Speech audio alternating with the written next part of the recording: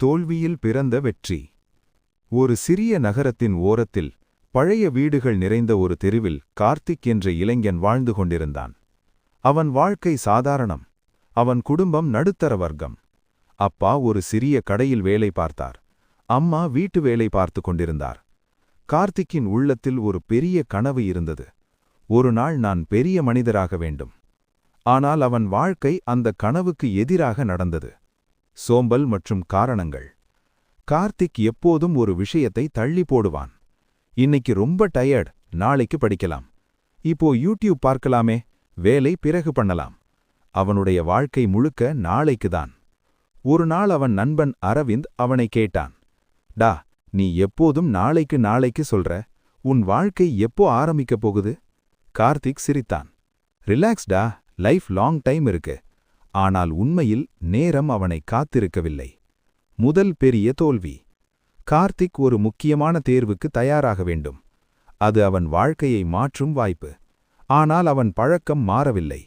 நேரம் வந்ததும் அவன் எக்ஸாம் எழுதினான். அவனுக்கு தெரியும், அவன் சரியாக ப்ரிப்பேர் ஆகவில்லை. முடிவு வந்த நாள். ஃபெயில்ட். அந்த ஒரு வார்த்தை அவன் வாழ்க்கையை அதிர வைத்தது. அவன் வீட்டில் அமைதி. அவன் அம்மா கண்களில் நீர். அவன் அப்பா பேசாமல் இருந்தார். அந்த சைலன்ஸ் தான் கார்த்திக்குக்கு மிகப்பெரிய தண்டனை. உடைந்த மனம். அந்த நாளிலிருந்து கார்த்திக் மாறிப்போனான். அவன் நண்பர்களை அவாய்ட் பண்ண ஆரம்பித்தான். அவன் தனியாக இருந்தான். ஒரு நாள் அவன் மிரர் முன்னால் நின்று தன்னையே பார்த்தான். நான் என்ன பண்ணிட்டேன் என் வாழ்க்கையோட? அவன் உள்ளத்தில் ஒரு குரல் கேட்டது.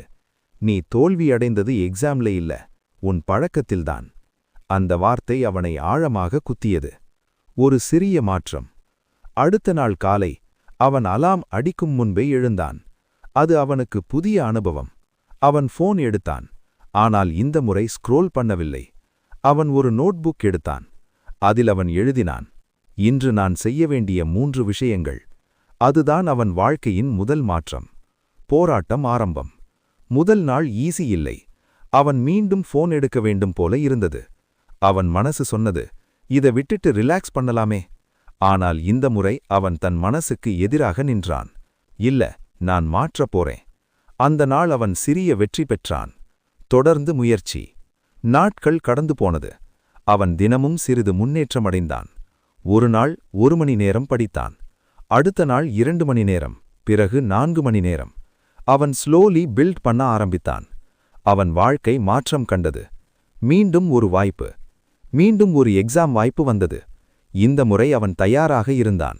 அவன் பயம் இருந்தது, ஆனால் கான்ஃபிடன்ஸ் கூட இருந்தது. எக்ஸாம் ஹால்ல அவன் எழுதும்போது அவன் உள்ளத்தில் ஒரு குரல், இந்த முறை நான் தோல்வியடைய மாட்டேன், ஏன்னா நான் முயற்சி செய்தேன். வெற்றி நாள். ரிசல்ட் வந்த நாள் அவன் கை நடுங்கியது. அவன் ரிசல்ட் பார்த்தான். பாஸ். அவன் கண்களில் கண்ணீர். இந்த முறை அது சோகமில்லை, சந்தோஷம். அவன் அம்மா அவனை கட்டிப்பிடித்தாள். அவன் அப்பா பெருமையாக சிரித்தார். உண்மையான புரிதல். அந்த நாள் கார்த்திக் ஒரு விஷயம் புரிந்து கொண்டான். தோல்வி என்பது முடிவு இல்லை, அது ஒரு புதிய தொடக்கம். நீ மாற்றம் செய்ய தேவை என்று சொல்லும் சிக்னல். பெரிய வெற்றி. அவன் தொடர்ந்து முயற்சி செய்தான். அவன் கரியர்ல முன்னேறினான். அவன் வாழ்க்கை செட்டிலானது. ஒரு நாள் அவன் ஸ்பீச் கொடுத்தான். நான் வெற்றி அடைந்தது என் டேலண்ட்ல இல்ல, நான் தோல்வியை ஏற்றுக்கொண்டு மாற்றம் செய்ததாலதான். கதையின் நன்னெறி. மாரல். தோல்வி வந்தா அது முடிவு இல்ல, அது ஒரு புதிய தொடக்கம். மாற்றம் செய்யும் தைரியம் இருந்தாதான் வெற்றி வரும். நாளைக்கு என்று தள்ளினால் வாழ்க்கை தள்ளிப்போகும்.